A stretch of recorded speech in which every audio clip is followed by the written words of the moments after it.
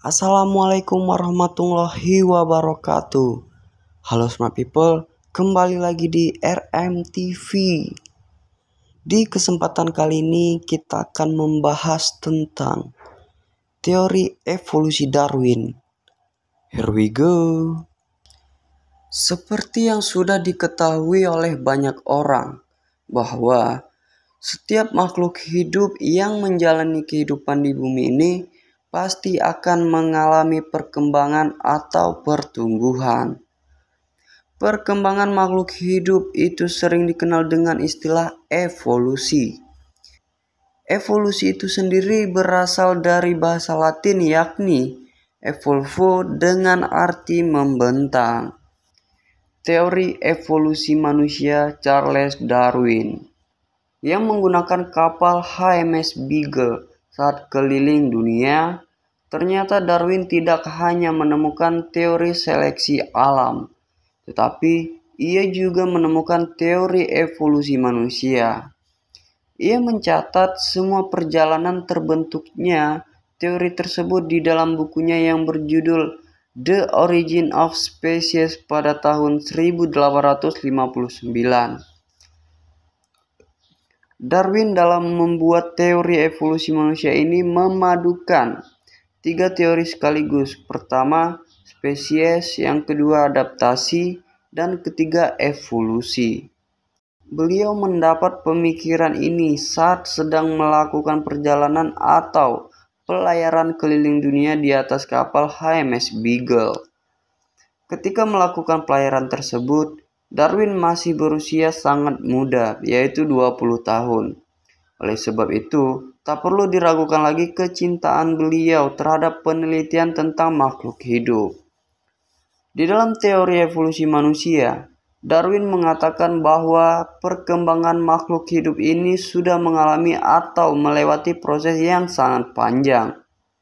Sehingga sudah banyak peristiwa yang dilewati demi mempertahankan hidup dari manusia itu sendiri.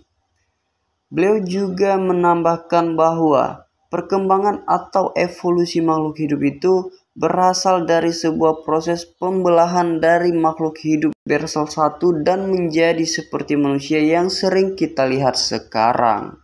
Makhluk hidup yang mengalami perkembangan harus bisa menyesuaikan diri dengan lingkungannya atau agar mampu bertahan hidup. Hal seperti itu dapat dikatakan sebagai cara makhluk hidup untuk beradaptasi dengan lingkungannya atau bisa dikatakan survive. Makhluk hidup yang tidak mampu beradaptasi dengan alam, maka manusia tersebut bisa mengalami kematian atau bahkan kepunahan. Akan tetapi, Darwin mengatakan bahwa dengan kematian para makhluk hidup yang tidak dapat beradaptasi, maka akan menghasilkan suatu perubahan. Kemunculan perubahan itu didasari pada adanya seleksi alam. Para makhluk hidup yang mati akan meninggalkan jejak berupa fosil-fosil tak terkecuali manusia. Dari fosil-fosil itulah Darwin mulai melakukan pengamatan atau penelitian tentang evolusi manusia. Beliau melakukan penelitian tentang evolusi manusia itu berdasarkan keingintahuannya tentang asal-usul manusia bisa hidup di dunia ini. Namun, sangat disayangkan ternyata dalam penelitian itu Darwin tidak menemukan jawaban tentang pertanyaan asal-usul manusia.